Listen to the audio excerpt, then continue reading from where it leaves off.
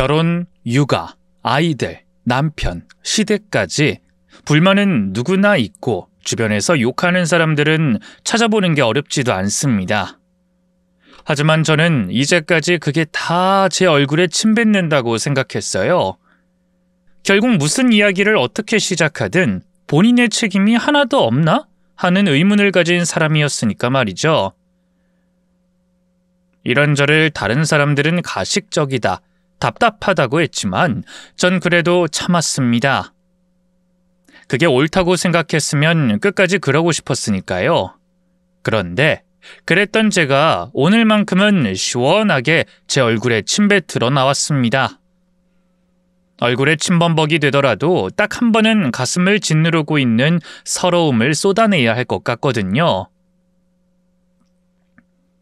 그러니 다들 끝까지 들어주시면 좋겠습니다. 정말 처음이자 마지막으로 솔직한 제 결혼 생활을 털어놓을 테니까요.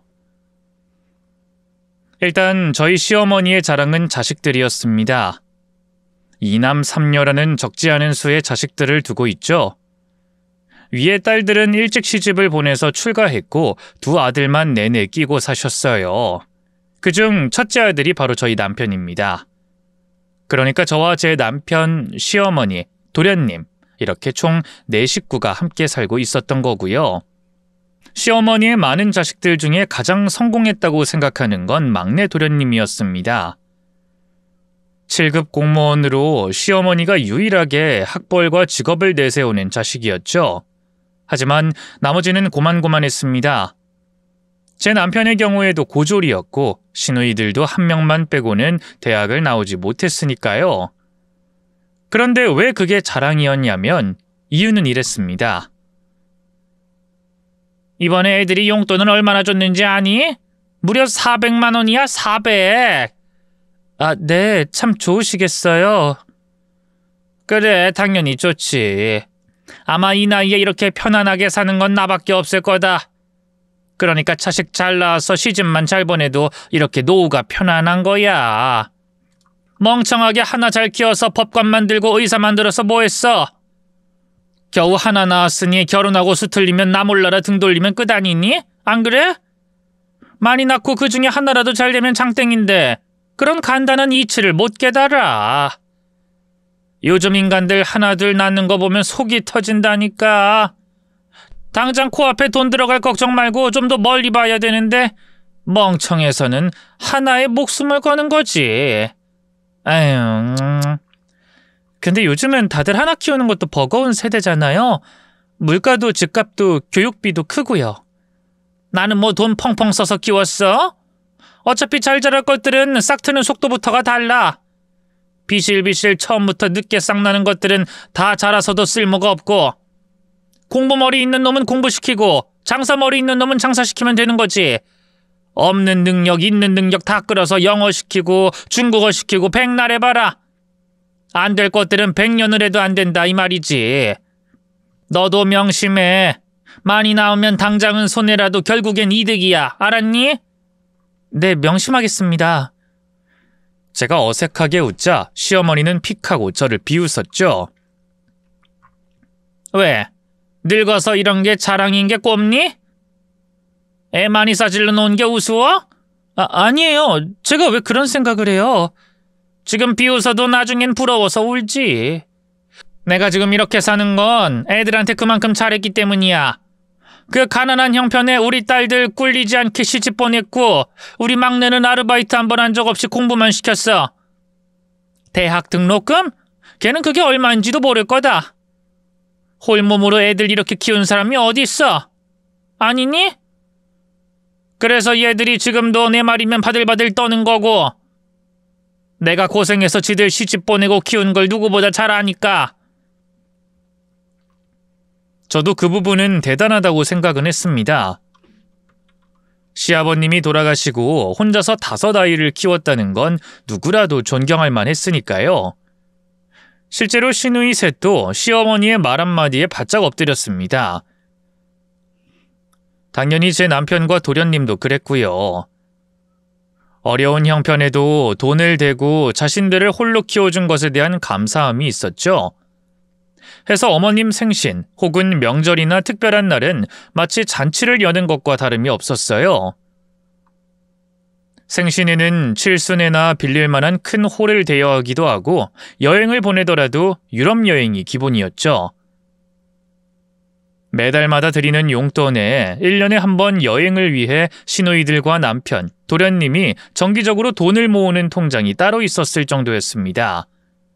또 자식들 모두가 그럴 수 있었던 것은 시누이들이 시집을 잘 갔기 때문이었고요. 해서 시어머니의 눈이 차지 않는 건 며느리인 오로지 저 하나였죠. 부모님이 일찍 돌아가셔서 저는 할머니 손에 자랐는데 그것만 제외하면 사실 평범함 그 자체였습니다. 하지만 워낙에 시누이들이 시집을 잘 가니 저희 남편도 그럴 거라고 확신을 했던 게 문제가 된 거죠. 실제로 시어머니는 제 모든 걸 싫어하셨어요. 제가 외동이라는 것, 부모님이 일찍 죽은 것, 늦은 나이에 결혼을 한 것, 그리고 제 직업까지도 못마땅해 하셨던 겁니다. 솔직히 넌 외동딸 아니니? 부모님 다 죽고 없어 혼자서 쩔쩔거리면서 살다가 내 아들 영욱이 만나서 결혼도 늦게 한 거고. 멀리 다른 사람 이야기할 게 뭐가 있어? 그것만 봐도 알잖아. 자식은 많이 낳을수록 좋다는 거. 딱 하나 낳았는데 별것도 없는 미용사, 세균 득실거리는 머리나 만지는 그런 일 하면서 아등바등. 이때 남편이 끼어들어 저 대신 대답했습니다. 엄마, 이 사람 그래도 전문직이야. 나보다 더 많이 벌 때가 더 많고. 이번에 용돈만 봐도 그래. 나 돈 없어서 이 사람이 70만 원 보탠 거야. 속도 없는 것. 그걸 지금 자랑이라고 해? 어쨌든 불규칙한 것도 사실 아니니? 영욱이 너는 대신 안정적이고 나중에 퇴직금도 받고 그러지만 쟨 그게 아니잖아. 주말도 없이 일하면 너보다 돈은 더 버는 게 맞고. 그거야 그렇지만 어쨌든 이 사람 능력은 있다 이 말이지. 시끄러. 그래도 애가 하나 없잖아. 엄마는 그 말을 하려고 하는 거야. 내가 자식들 낳아서 그걸로 이렇게 노후를 보내고 있는데 너희는 앞으로 어쩌려고 애를 하나 못 낳고 있어? 난 애 낳는 거 별론데. 그냥 우리 둘이 살아도 상관없고. 너 자꾸 엄마 말 안 들을래? 엄마 말 들으면 자다가도 떡이 나오는 거야. 너도 얼른 낳아서 딸이면 어리고 한참 잘 팔릴 때 시집 보내고 아들이면 성공하게 도와야 할 거 아니야. 이래서 부모가 있는지 없는지가 중요해. 젊은 시절 한철인데 그땐 뭐하다 뒤늦게 결혼을 해? 시어머니는 제게 들으라고 한 말인데 남편은 그 말에 머리를 긁으며 대신 대답했죠. 그야 엄마가 나 결혼 못하게 했잖아. 싫다며. 데리고 온 여자는 다 싫다고 했잖아. 이게 무슨... 그리고 걔들이 문제가 있으니 못하게 한 거지. 그런데 하필이면 이번엔 다 늙어서 유통기한 끝나가는 걸 데리고 왔으니 문제다 이거야. 언제 애 낳아서 언제 키워? 다 늙어서 꼬부라지고 나서야 애들한테 용돈 겨우 얻으면서 살 거야? 몸 건강할 때 여행도 다니고 놀고 먹고 하려면 지금 당장 5쌍둥이는 뽑아내야 할 수 있는 건데. 또 그 소리네. 알았어. 얼른 5쌍둥이 뽑아볼게. 됐지? 이야기만 들어보면 남편이 아주 약간 제 편을 들어주는 것 같아 보일 수도 있지만 그냥 더럽게 눈치가 없는 것뿐이었습니다. 성격이 솔직하긴 했지만 대부분은 시어머니의 말에 따랐고 딱히 제대로 된 의견은 낸 적도 없었어요. 실제로 저 이전에도 결혼할 사람을 인사시켰다가 반대를 하는 바람에 무산이 되었을 정도로 말이죠. 우습게도 결혼 전 저는 그런 남편의 성격이 좋아서 결혼을 생각했습니다. 고집도 강하지 않고 의견도 잘 수용하니 맞춰가기 편할 거라고 판단을 했던 거고요. 물론 나중에 알고는 엄청 후회를 했던 부분입니다. 대부분 시어머니 말을 더 믿고 따랐으니까요. 한 번은 이런 일도 있었습니다. 시누이 셋, 도련님, 그리고 남편의 용돈의 총합이 300만 원이 못 미칠 때였어요. 그 이유가 바로 저희 남편이 주식에 손을 댔다가 원금을 모두 잃었기 때문이었습니다. 심지어 거기엔 제가 드린 생활비까지 포함이 되어 있었고요. 그날 시어머니는 친구들을 다 데리고 저희 미용실에 오셔서 머리를 하러 오셨습니다. 그런데 결제를 하지 않고 이렇게 말씀하시더군요. 너희 부부가 나한테 용돈을 지급하지 않은 걸 생각하면 사실 이것도 나한텐 손해야. 알지? 이제까지 키워주고 입혀주고 먹여준 거 생각하면 한참 모자라지만 이달은 이렇게 넘어가마. 그걸로 결제했다고 생각해. 네? 하지만 어머님, 다른 미용사들이 일을 했고 그럼 이 부분은 따로 지급을 해야 해요. 네가 사장인데 내가 왜 그런 걸 신경 써야 하니? 그리고 그 정도도 못하면서 사장 명함은 왜 받고 다녀? 불만 있으면 자르면 그만이지. 넘치는 게 미용사고 직원인데. 아니, 말이 되는 소리를 하셔야죠. 말이 안 돼? 너 나 지금 무시하니? 어디서 가위질이나 하는 주제 CME를 가르쳐? 그렇게 잘났으면서 내 아들이 주식 손대는 것도 못 막아? 가뜩이나 400 받다 갑자기 용돈 300으로 줄어서 생활하는 게 턱없이 부족한데 이 정도는 해야 타산이 맞을 거 아니야? 그럼 차라리 영옥 씨한테 가셔서 받으셔야죠. 제가 왜 그 손해를 다 채워요? 부부는 이럴 때 같이 책임지는 거야. 그런 것도 너희 부모가 안 가르쳐주디? 어디서부터 어디까지 내가 널 가르쳐야 하니? 그리고 넌 한 번에 네네 하고 적당히 넘어가는 법도 몰라? 기분 좋게 머리하고 기분 좋게 잘 가시라면 입안에서 가시가 돋니? 사람 불쾌하게 만드는 재주가 있는데 그쪽으로 직업을 삼지 그랬니? 그럼 부족한 용돈은 채워줬을 텐데. 이것만 보면 시어머니가 돈에 환장한 것처럼 보이는데 실상은 소유욕이 더 문제였습니다. 정확히 말하면 자식들이 자신의 재산이라고 생각하는 특이한 종류의 소유욕이었죠.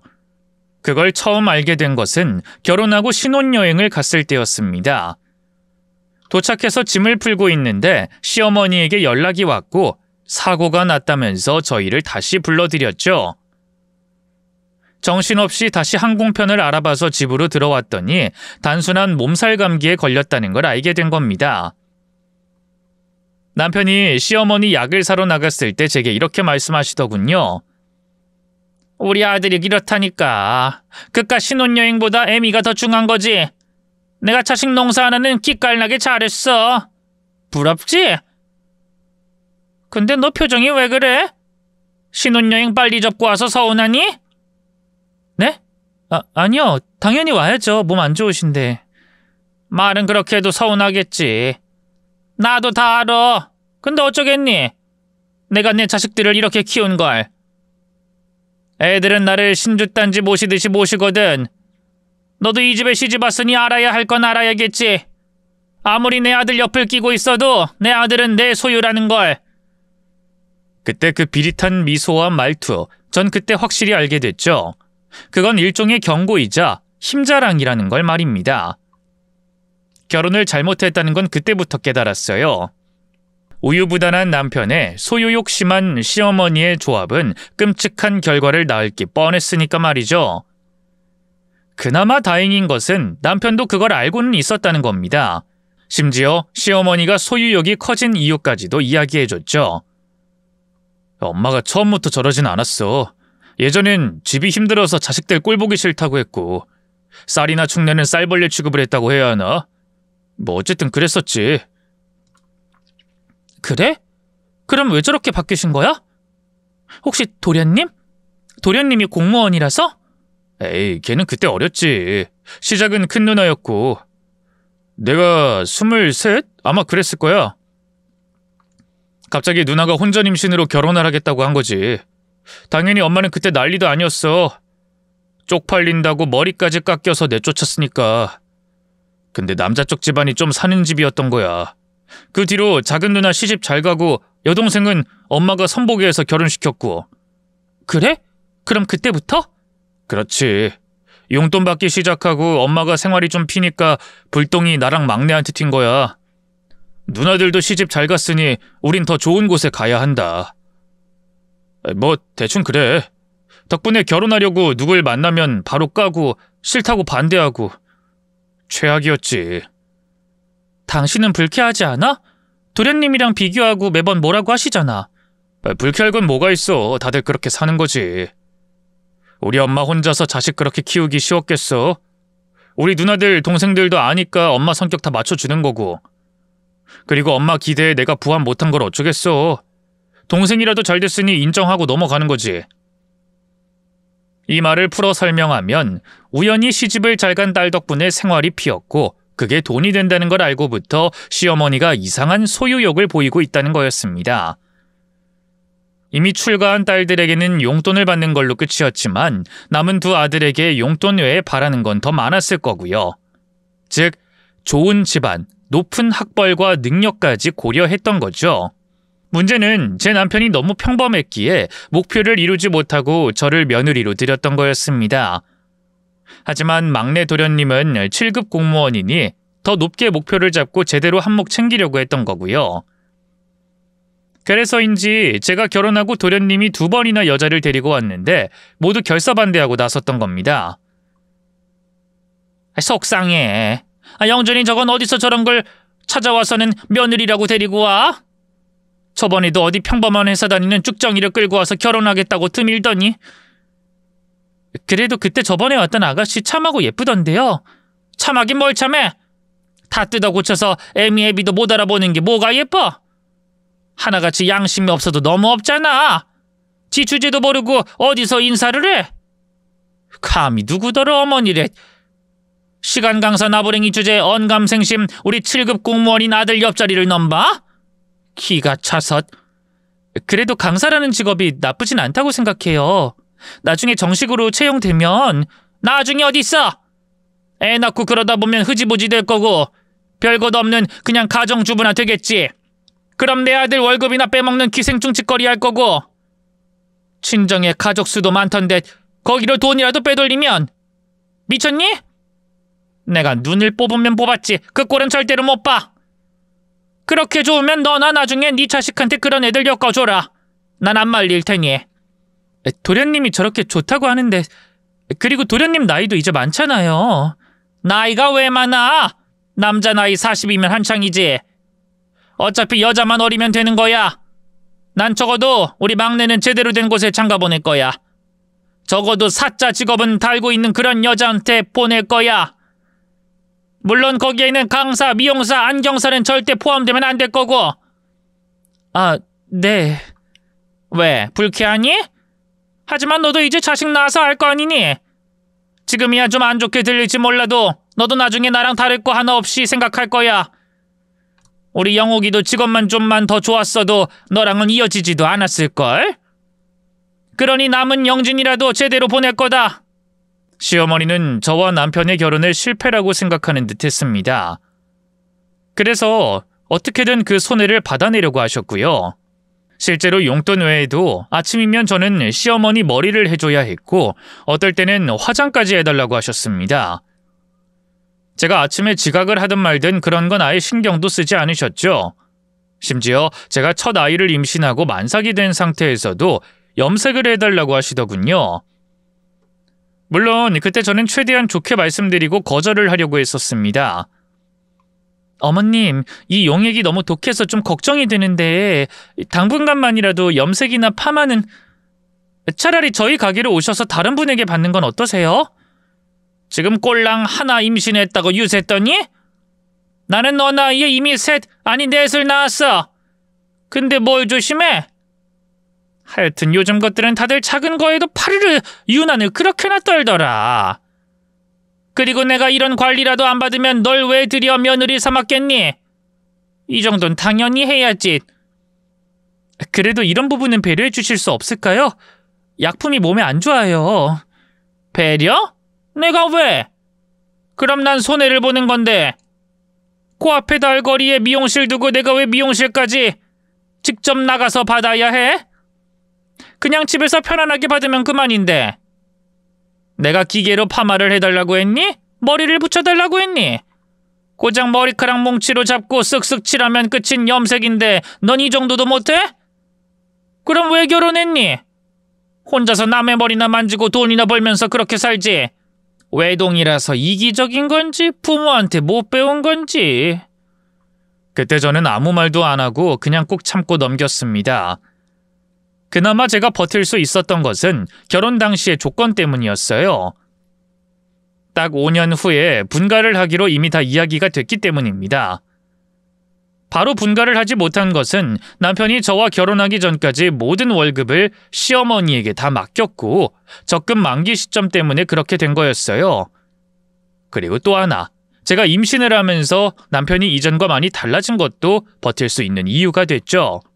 지나가는 아이가 아무리 예뻐도 눈길 하나 안 주고 아이는 낳아도 그만, 안 낳아도 그만이라고 생각했던 남편이었습니다.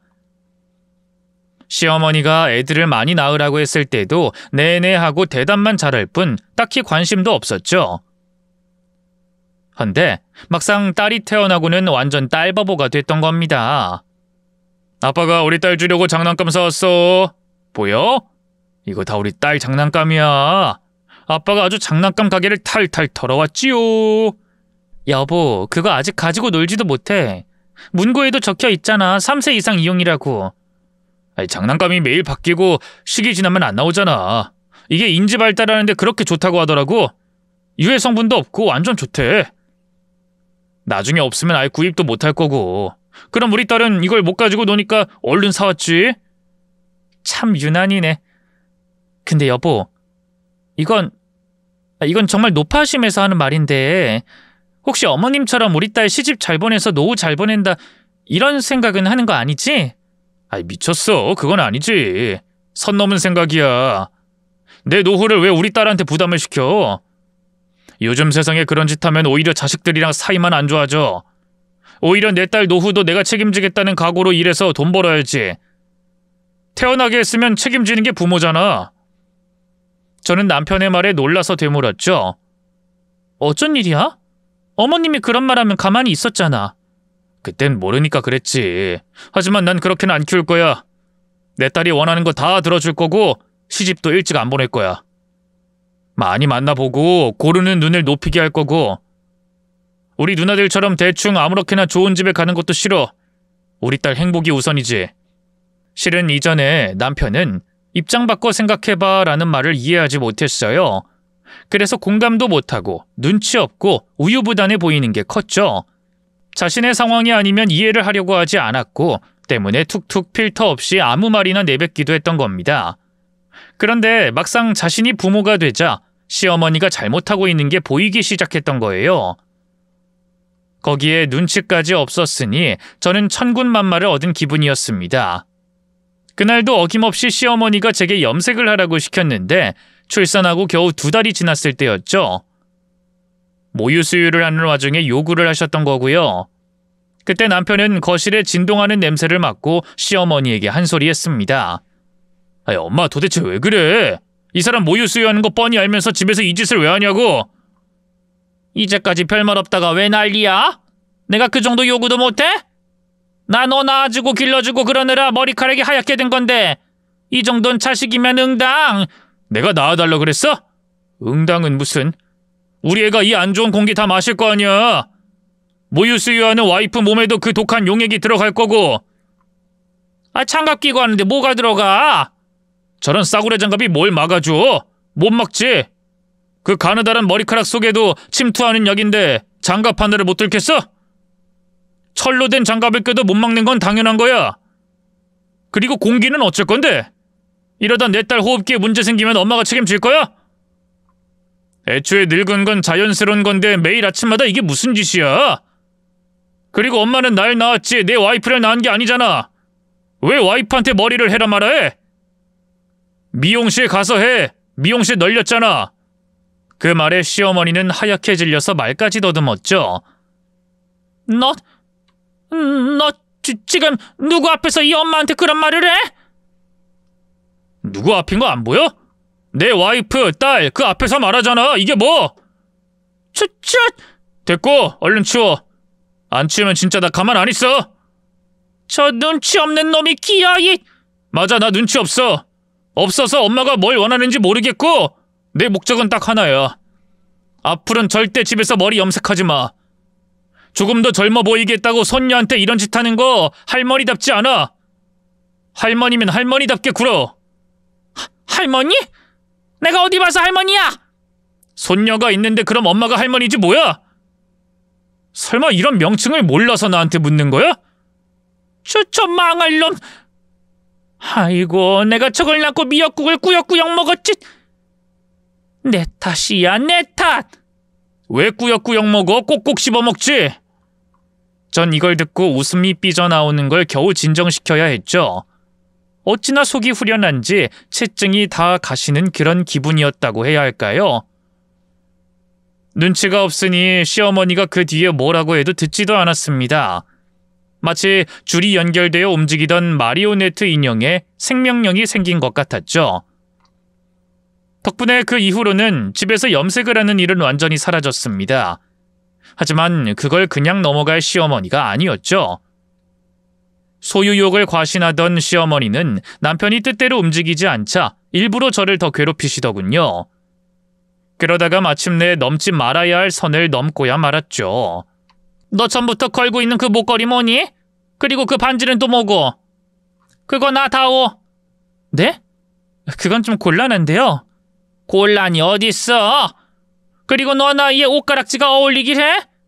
가위질할 때 뺐다 꼈다가 하는 것도 불편해 보이는데 계속하고 다닐 필요도 없고 좋잖아. 내가 잘 쓰마. 그게 실은 저희 할머니가 주신 반지라서 하고 다니는 거고 목걸이는 저희 어머님 유품이었어요. 그래서 드릴 수가 없고요. 죄송해요. 참나 별것도 아닌 핑계는. 유품이고 뭐고 그냥 물건인데 왜 거기에 감정을 붙여? 더구나 난 가족 아니니? 가족끼리 돌려서 쓸 수도 있는 거지. 내가 한다는데 아까워 그래? 네? 하지만 어머님, 나한테 뭐 하나 제대로 주지도 않으면서 그깟 반지랑 목걸이를 유세 떨어?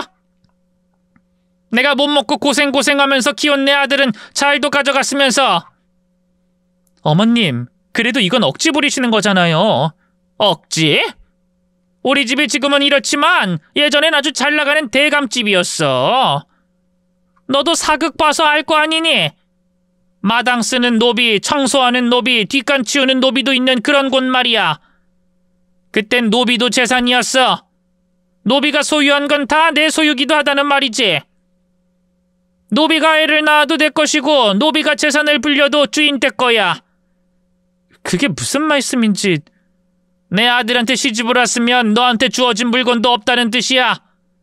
애미 네가 애를 싸질러 놔도 훗날 다 내 재산이 된다는 뜻이고. 그러니 당장 내놔라. 내가 잘 쓸 테니까. 시어머니는 실제로 제 반지와 목걸이를 가지고 가셨어요. 제가 주지 않으려고 하자 제가 씻을 때 몰래 가지고 가서 목에 걸고 손에 끼고 계시더군요. 그게 일종의 심통이라는 걸 모르진 않았습니다. 남편도 갑자기 말을 안 들으니 제게 불똥이 튀었다는 것도 알았죠. 그런데 이제 더는 안 되겠다 싶더군요. 하루라도 빨리 분가하지 않으면 제가 그곳에서 미칠 수도 있겠다는 생각까지 들었습니다.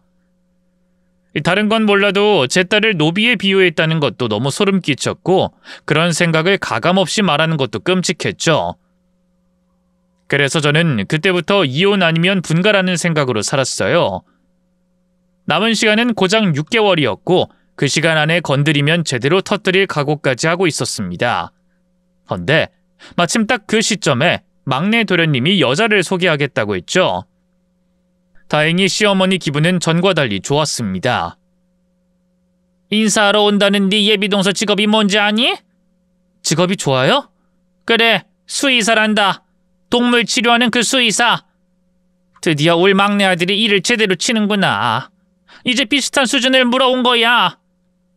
나이가 1살 많은 늑달이라는 게 흠이긴 해도 그래도 사자 직업 아니니? 너 같은 미용사랑은 다른 수의사. 아, 네. 진짜 잘 됐네요. 너 영혼이 없다? 왜? 넌 이제 분가할 날이 얼마 안 남아서 그래? 겉으로는 아닌 척하면서도 아주 혼자서 좋아서 널뛰기라고 있는 모양이네? 뭐 솔직히 분가가 싫진 않죠. 허! 이젠 대놓고 그렇게 말하는 거야? 그래, 뭐 나도 이제 너한테 아쉬운 소리 할 것도 없고 앞으로 내 인생 더욱 탄탄하게 우리 막내 끼고 같이 살 수 있으면 더 좋지. 사람은 자고로 예쁘고 좋고 귀한 걸 보고 살아야 해. 너나 영욱이 같은 쭉정이들 보고 있는 게 아니라. 네, 부디 그러셨으면 좋겠네요. 부디 그러셨으면 해? 우리 큰며느리가 진짜 막 나가네? 좋다. 내가 지금은 기분이 좋으니 넘어가마. 그래도 너 도리는 제대로 해. 너한텐 예비 동서고 나한텐 예비 며느리니 우리 집안이 어떤 집안인지 보여야 하잖니. 음식 제대로 준비하고 청소 깔끔하게 하고 먼지 한 털 없이 제대로. 그 정도는 할 수 있지? 그래야 내가 기분 좋게 너희 분가시켜줄 거 아니니. 알았지? 분가 잘하고 싶으면 바짝 엎드려라 이 말이야. 저는 정말 미친 듯이 모든 걸 쓸고 닦았습니다. 진짜 마지막이라고 생각했기 때문에 음식 하나하나에도 정성을 들였죠. 그리고 마침내 예비 동서가 집으로 들어왔습니다. 어색하게 인사를 나누고 자리에 앉아 식사를 한 것까지는 여느 집과 크게 다르지 않았죠. 그런데 시어머니가 가족들을 소개하는 과정에서 절 보며 이렇게 말했습니다. 쟤는 미용사, 남의 머리 만지는 그런 직업, 알지? 작은애 너랑은 비교를 할 수 없으니까 넌 그냥 없는 사람이다 생각하고 있으면 된단다. 알았니? 혹여나 너한테 동서 어쩌고 하면서 일이라도 부려먹으면 바로 나한테 말하고. 내가 너 하나는 꼭 지켜주마. 예비 동서는 당황한 표정을 감추지 못했지만 어색하게 웃었죠. 미용사도 대단하죠. 손깃을 보면 정말로 타고난 사람들만 하는 거잖아요. 에이 무슨. 내가 직접 몇 번 받아봤는데 손재주 없어. 아이 그리고 설령이 있다고 해도 수의사만큼은 못하지. 공부도 잘해야지. 대학도 좋은 곳 나와야지. 동물도 결국 사람과 비슷한데 사실상 의사나 다름없는 거 아니니? 요즘 그리고 반려동물을 얼마나 많이 키워. 그러니 짤짤하게 버는 금액은 엄청날 거고. 아니니? 아, 네 그렇죠. 벌이가 나쁘진 않아요. 솔직하고 당당한 게 진짜 볼수록 마음에 드네. 우리 아들이 진짜 좋은 짝을 데리고 왔어. 아, 과일이라도 먹을래? 배가 참 맛있더라고. 제가 도울까요? 저도 과일 잘 깎아요. 말이라도 참 고맙네. 근데 깎는 건 저쪽이 더 잘하니 맡기자고. 우리 큰애가 머리털만큼이나 과일도 잘 자르는지 관찰도 해보고. 아가씨는 편안하게 앉아있기만 해. 손님인데. 헌데 제가 과일을 깎아 상에 내어간 순간 시어머니가 인상을 팍 쓰시더군요. 이게 뭐야? 머리카락 아니니? 제가 확인해보니 식탁 바로 안쪽에 자세히 보지 않으면 모를 정도로 짧은 머리카락이 몇 가닥 있었습니다. 평소에 미용실에서 머리 손질을 하면 옷 사이에 그런 머리카락이 박히기도 하고 살에도 파고들죠. 아마 미용사들은 그게 뭔지 정확히 알고 계실 겁니다. 때문에 평소에 잘 씻고 옷 관리를 아무리 해도 어느 정도 떨어지는 건 어쩔 수 없었고요. 그래서 저는 죄송하다고 빨리 말하고 바로 치우려고 했습니다. 그런데 바로 그때 시어머니가 제 뺨을 때리셨죠. 도련님도 남편도 놀라고 예비동서의 눈은 빠질 것처럼 커졌습니다. 하지만 분명 시어머니는 희미하게 웃고 있었고 저를 아래로 깔아보며 말씀하셨죠. 이제 이 집에서 나가니까 눈에 보이는 게 없어? 내가 귀한 손님 온다고 신경 써서 청소하라고 했는데 청소를 안 해놔? 내가 널 아무리 예뻐하려고 해도 이러니까 못하는 거야. 남편이 저와 시어머니 사이에 끼어들어 소리를 쳤습니다.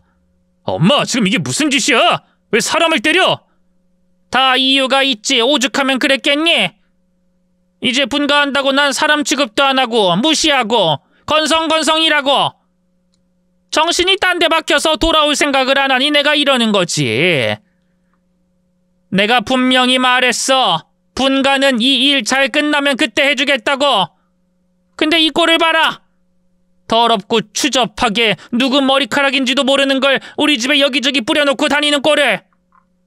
이럼 나도 분가 못 시키지. 차라리 우리 수의사 며느리랑 내 아들 영진이를 분가시키고 너희는 남아. 아이 엄마! 시끄러! 배워도 한참을 더 배워야 해. 왜? 이 엄마랑 사는 게 싫어? 엄마 그런 말이 아니잖아. 그럼 더 살아. 더 살다 천천히 나가. 네 동생 결혼시키고 몇 년만 더 있다가 나가든가. 3년 정도만 더 살다 그렇게 분가해. 형이 돼서 그 정도는 할 수 있지?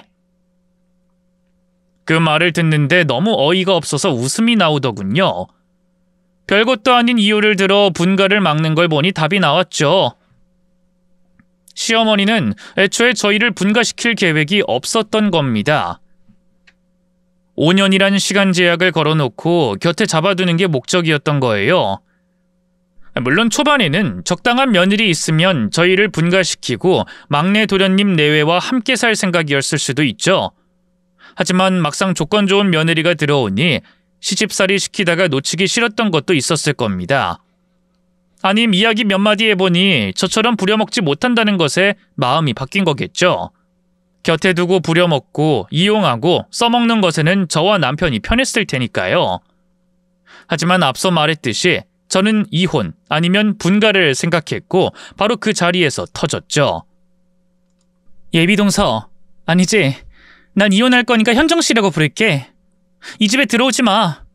내가 같은 여자로서 말하면 이 집은 일반적인 보통 가정이라고 할 수 없거든. 어머님은 자식들을 노후자금으로 생각해.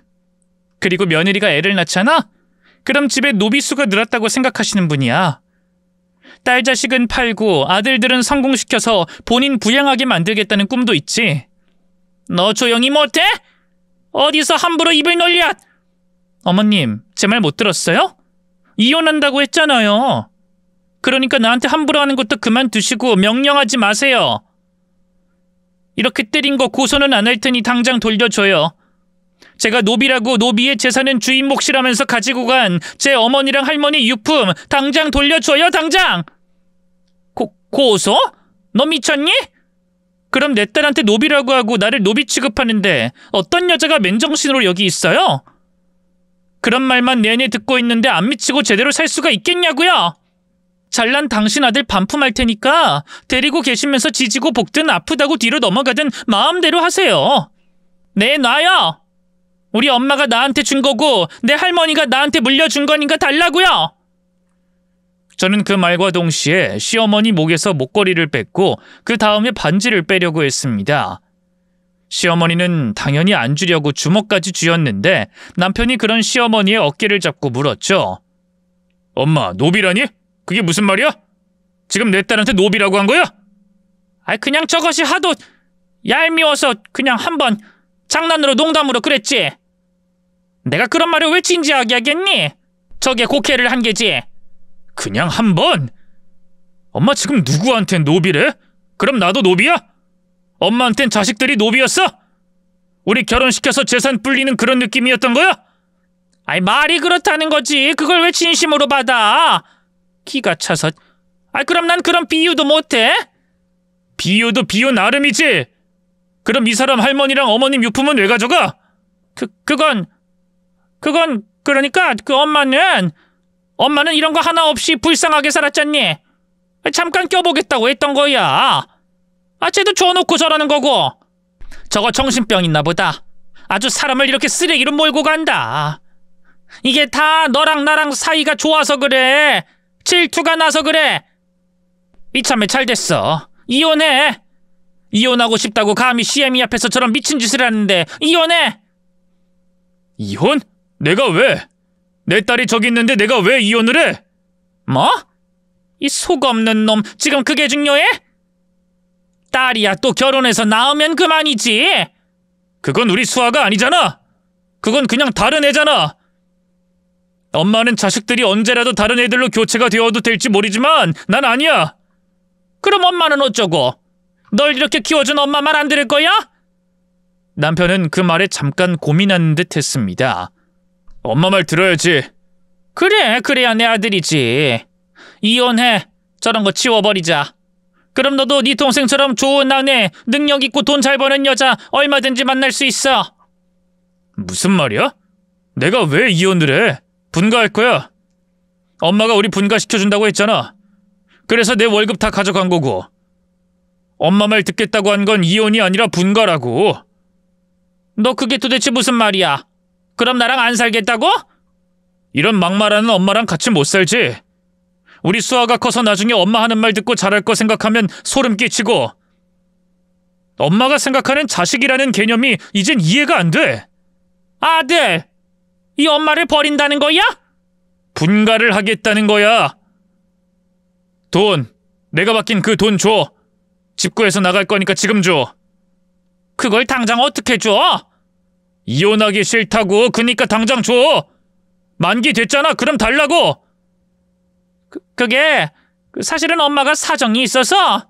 무슨 말이야? 무슨 사정? 똑바로 말 안 해? 그 돈이 지금 어디 있어? 다 썼지.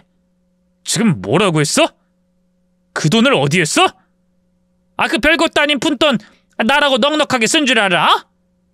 그리고 다 너희를 위해서 썼지. 너희 누나, 여동생 시집을 어떻게 갔겠어? 그리고 영진이 대학 갈 때, 공무원 시험 준비할 때 무슨 돈으로 했겠니? 너도 이해해야지. 명색의 큰아들인데 그걸 이해 못해? 엄마, 이제까지 누나들 시집 보내고 동생 대학 보내고 나 키워준 거 용돈으로 다 받았잖아. 그 돈은 어쩌고? 여행 다니고 친구들이랑 놀고 그러다 보면 그 돈도 모자랐어. 그럼 애초에 그 돈이 엄마가 고생해서 번 게 아니라 내 돈이었던 거야? 내 돈으로 생색내고 그걸 누나랑 동생들한테 갚으라고 한 거야? 아무리 급해도 그렇지. 아니 적어도 내 돈에서 썼으면 채워 넣었어야지. 내가 평생을 모은 돈인데 그걸. 시어머니는 잠깐 눈치를 살피는 것 같더니 돌연 태도를 바꿨습니다. 썼다 그래. 이 애미가 좀 썼어. 근데 넌 그게 그렇게 아깝니?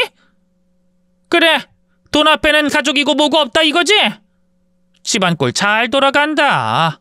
이래서 집에 여자가 잘 들어와야 하는데 저런 천것이 들어와 나랑 떨어지지도 않을 내 첫째 아들이 돈돈거리게 됐으니. 됐다! 너희 나가고 싶으면 가! 나도 이제 앉아봐. 영진이랑 작은애랑 살면 그만이지. 돈도 안 되는 덜 떨어진 것들이랑 나라고 뭐 좋아서 산 줄 알아? 싸구려 헐값이라 그냥 정부치고 산 거지. 싸구려 헐값? 그래, 싸구려. 너희 누나들은 너처럼 못 배웠지만 남편 잘 물어서 시집 갔어. 네 동생도 군말 없이 예쁜 나이에 좋은 곳에 잘 팔았고. 근데 너는 그간 장가 가겠다고 들고 온 것들이라고는 싸구려 저질 아니었니? 그나마 이번에 데리고 온 며느리가 남의 머리털 만지며 밥값은 하기에 못 이기는 척 받아준 거였지. 솔직히 너희들은 바닥에 떨어진 과일 수준밖에 안 된다 이거야. 다 익어서 진창에 처박힌 과일. 시장에 내다 파는 못생긴 떨이 과일 말이다. 그때였죠. 가만히 그 상황을 보던 예비동서가 자리에서 일어났습니다. 죄송한데 전 여기서 이만 빠질게요. 결혼 안 하겠다고요. 뭐? 아가, 지금 너 뭐라고 했니? 결혼을 안 한다? 네, 저 수의사입니다. 잘난 척하는 게 아니라 전 사람들 키우는 동물도 돈 주고 거래하는 거 좋아하지 않아요. 말로만 내 새끼 이러면서 어떻게 키울지, 어디서 키울지, 아님 잡아먹을지도 모를 인간한테 돈 받고 파는 부류들을 보면 치가 떨리거든요. 강아지, 고양이도 그런 게 싫어서 전 병원에서 강아지 판매 같은 거 안 합니다. 동물에게도 이런 마음인데 제가 시집와서 같이 살아야 할 사람이 그런 마음을 가지고 있다는 건 탐탁지 않네요. 탐탁지 않아? 너 지금 여기가 어떤 자리인데 날 가르치려고 들어? 감히 너 따위가? 가르칠 마음 없습니다. 가르침 받을 사람이 여기 없는데 누굴 가르치겠어요? 이제 와서 생각 바꾸라고 설득할 정도로 정이 있는 것도 아니죠. 절이 싫으면 중이 떠나는 법이고요. 하! 그래, 좀 배웠다 이거지?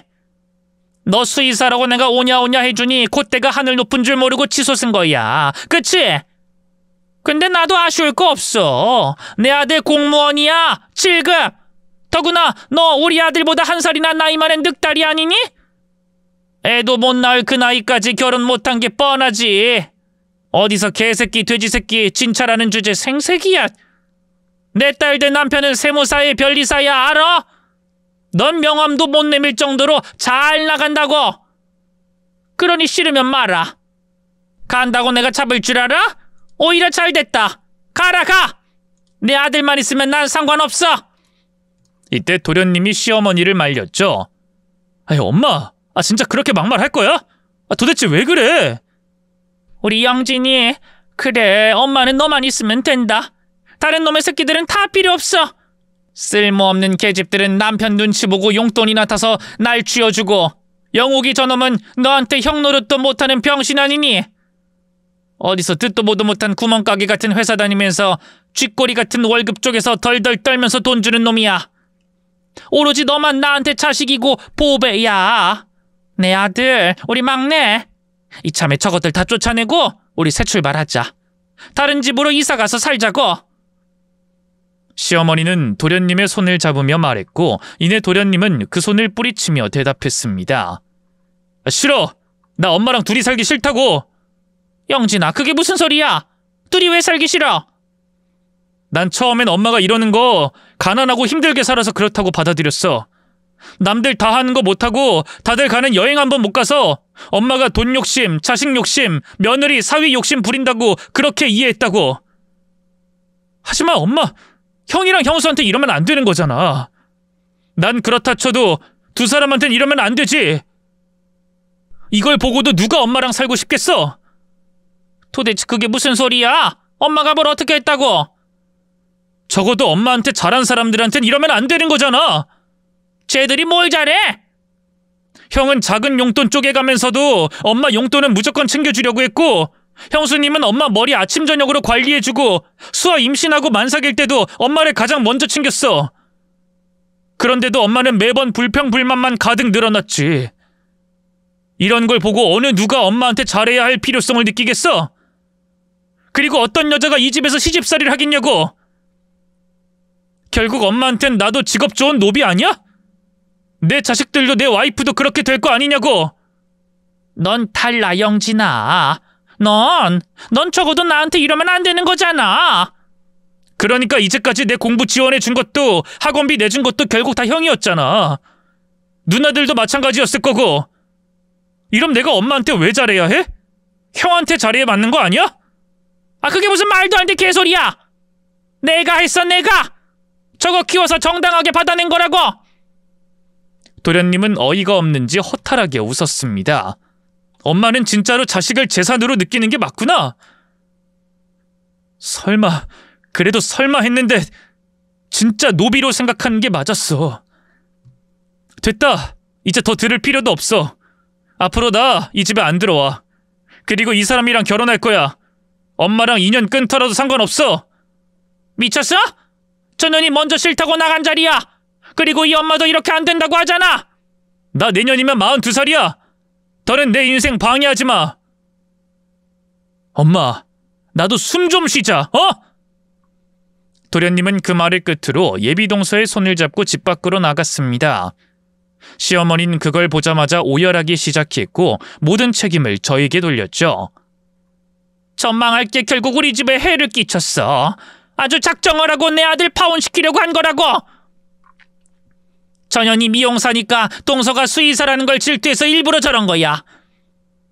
일부러 하지도 않을 이혼 들먹이면서 집안에 똥칠을 하고 내 자식이랑 이간질까지 시키고. 망할 것. 아이고 조상님, 나 좀 데려가서. 이 꼴짝꼴 안 보고 차라리 내가 죽어야지. 내가 이 자리에서 목을 매달아서 죽어야지. 저것들이 땅을 치고 후회하고 잘못했다고 빌지. 하지만 우습게도 제 남편에겐 아무 말도 하지 않았습니다. 그냥 흐지부지 넘어가려고 하는 건지 이전처럼 뒷목을 잡고 아픈 신용까지 하더군요. 그럼 신혼여행에서 뛰어왔던 그때처럼 남편이 자신을 버리지 못할 걸 아셨던 겁니다. 아무래도 뒷목에 뭐가 온다. 이렇게 뇌졸중으로 쓰러지지 않나 싶어. 너무 어지러워. 어지러워서 토할 것 같고. 영우가 나 병원 가야 하나 봐. 그런데 어지러운 척 누워있는 시어머니의 곁으로 정말 남편이 바로 가더군요. 저는 그걸 보고 참담한 심정으로 이혼을 떠올렸습니다. 하지만 시어머니에게 간 남편은 손가락에서 옷가락질을 뽑더니 제게 그걸 돌려줬죠. 저는 놀라서 그런 남편을 봤습니다. 여보, 아이 짐 챙겨. 너는 여기 있기 싫다. 단칸방이라도 편안한 곳으로 가자. 진심이야? 하지만 어머님은. 필요 없어. 이만큼 다 들었으니 아무리 멍청하고 눈치 없는 나라도 알아. 적어도 내 딸까지 노비로 만들 수 없으니까. 내가 못나서 당신한테 피해 끼친 거 두고두고 사죄할게. 시어머니는 그 말에 뒤늦게 남편과 저를 붙잡았지만 한 번 돌아선 남편은 그 누구보다 차가웠습니다. 우린 그렇게 그 집에서 나오게 되었고요. 그나마 제가 모아둔 돈이 있어 그걸로 급하게 월세방에서 살림을 꾸렸죠. 한동안 남편은 굉장히 힘들어했습니다. 물론 시어머니를 혼자 두고 온 것에 대한 죄책감도 있었을 거예요. 하지만 그보다 평생 모은 재산을 한 번에 잃었다는 상실감도 컸던 것 같았죠. 딱 5년만 더 고생하면 좋은 집에서 저희 딸과 살 수 있다는 기대감에 차 있었다가 그 꿈이 완전히 좌절된 거니까요. 그런데 얼마 후 놀라운 일이 벌어지게 됐죠. 여보, 이게 뭐야? 내 통장 봐! 통장이 왜? 어머, 이게 뭐야? 남편의 월급 통장에 찍힌 액수는 이전보다 3배는 더 많았습니다. 알고 보니 시누이들이 도련님에게 소식을 들었고 자식들을 시집 보낸 게 제 남편이었다는 걸 알게 된 거였어요. 그래서 기존의 시어머니에게 주던 용돈보다 더 많은 액수를 저희 남편 앞으로 보냈던 겁니다. 당연히 도련님도 동참했죠. 그리고 빠른 시일 내에 자신들끼리 돈을 마련해서 저희 식구를 아파트 전세로라도 들어갈 수 있게 돕겠다고 하더군요. 남편은 그걸 알고는 엉엉 울었습니다. 헛살았다고 생각했는데 그건 아니네. 정말 다행이야. 우리 딸 그리고 당신한테 미안해서 고개를 들 수가 없었는데 정말로 다행이야. 저는 그런 남편의 손을 잡아줬죠. 돈 잃었다고 생각하지 말고 누나 그리고 동생들 도왔다고 생각하자. 물론 돌려받을 생각 말고 도움 받을 때까지만 받고 얼른 일어나자. 우리가 잘 되면 되잖아. 응, 꼭 그럴게. 나 앞으로는 더 잘 살아볼게. 덕분에 우린 지금 아파트로 이사와 잘 지내고 있습니다. 반면 자식 시집 장가 잘 보내서 편안한 노후를 보내려던 시어머니는 현재 혼자 살고 계신다고 하더군요. 갑자기 줄어든 용돈 때문에 사위들 직장까지 가서 난동을 피웠다는 이야기도 들었죠. 결국 그 일로 자식들 전부가 완전히 연락이 다 두절해버렸다고 했고요. 소식을 하나 더 전하자면 도련님은 바로 얼마 전 결혼을 하셨습니다. 똑부러지고 야무진 그 수의사와 말이죠. 다행히 두 사람은 자식 대신 강아지 2마리를 키우며 무척이나 행복한 결혼 생활을 이어나가고 있더군요. 참 다행이죠. 이 세상을 살다 보면 양손에 가득 쥐고도 하나를 더 못 가져 분해하는 사람들이 많습니다. 바로 저희 시어머니처럼 말이죠. 아마 시어머니도 지금쯤이면 많이 후회하셨을 거라고 생각해요. 욕심에 사로잡혀 주먹을 쥐고 살다 보니 소중한 것들이 이미 자신의 양손에 있었음을 몰랐을 겁니다. 그러니 모든 걸 다 잃은 이제야 양손을 보게 되었을 테죠. 그리고 알게 되었을 거예요. 거기에 자식들의 사랑과 배려가 있었다는 걸 말입니다. 제 이야기는 딱 여기까지입니다. 속 시원하게 털어버리니 그간 쌓였던 앙금이 사라지는 기분이 드네요. 생각도 정리되고 제게 있어서 너무 좋은 경험이었던 것 같습니다. 이야기 끝까지 들어주셔서 너무 감사하고요. 오늘 하루는 욕심을 모두 내려놓고 자신만이 가지고 있는 소중한 것들을 한 번은 들여다보는 하루가 되길 바랍니다.